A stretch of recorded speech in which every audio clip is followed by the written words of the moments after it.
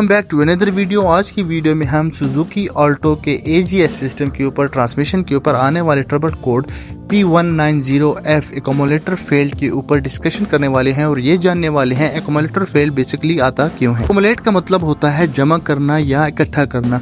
तो जिस सिलेंडर के अंदर फ्लूइड को इकट्ठा किया जाता है या जमा किया जाता है उस सिलेंडर को एक्यूमुलेटर कहा जाता है। कि फ्लूइड को कंप्रेस नहीं किया जा सकता तो इस सिलेंडर के अंदर नाइट्रोजन गैस होती है और जब इसके ऊपर फ्लूइड का प्रेशर आता है तो ये गैस कंप्रेस होती है। गैस के कंप्रेशन को यूज करके यहाँ पे फ्लूइड को एक्यूमुलेट किया जाता है। तो हमारा पंप ऑफ होता है उस टाइम पे एक्यूमुलेटर ही इस प्रेशर को मेंटेन रखता है। एक्यूमुलेटर के अंदर ऑयल सील्स होती हैं जो कि फ्लूइड को गैस कंपार्टमेंट की तरफ जाने से रोकती हैं। एक्यूमुलेटर के खराब होने के चांसेस बहुत ही कम होते हैं। ट्रबल कोड डिटेक्ट होने की मेन कॉज होती है जब हमारा प्रेशर जो है फ्लूइड का प्रेशर वो ड्रॉप हो रहा होता है। तो इस वजह से ट्रांसमिशन कंट्रोल मॉड्यूल इस ट्रबल कोड को डिटेक्ट करता है और जब हम रिपेयर मैनुअल में देखते हैं तो हमें यही कहा जाता है कि auto gear shift actuator unit को रिप्लेस कर देना चाहिए। स्क्रीन पे जो पिक्चर आपको दिखाई दी जा रही है ये है AGS यूनिट के इंटरनल स्ट्रक्चर का डायग्राम और इसमें हमें ये बताया जाता है कि एक्यूमुलेटर और प्रेशर पंप सोलेनाइड्स को कैसे फ्लूइड प्रोवाइड करते हैं। एक्यूमुलेटर फेल्ड के आने की रीजंस हमारे सोलेनाइड की लीकेज, इंटरनल लीकेज भी हो सकता है।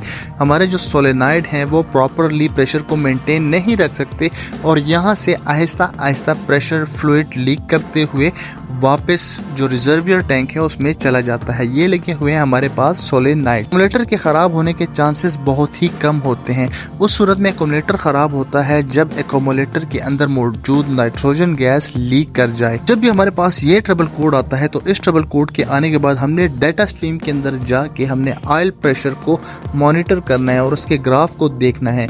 अगर हमारा एक्यूमुलेटर के अंदर प्रॉब्लम होगा तो हमारा जो फ्लूइड प्रेशर है वो एकदम से बहुत ही जल्दी ड्रॉप होगा।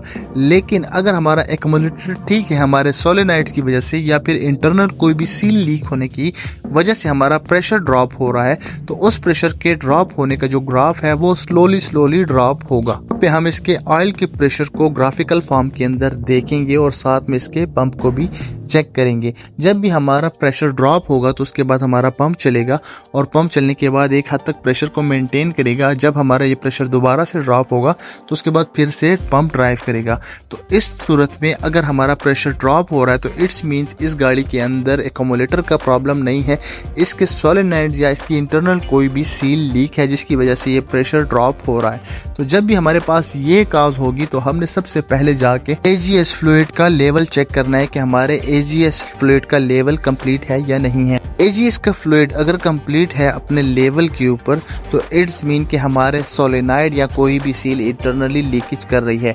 तो सोलेनाइड्स को दोबारा से रीलर्न करने के लिए हमने इसकी कैलिब्रेशन करनी होगी। कैलिब्रेशन के दौरान सोलेनाइड वाल्व्स इसकी क्लोज पोजीशन को वापस से रीलर्न कर लेते हैं।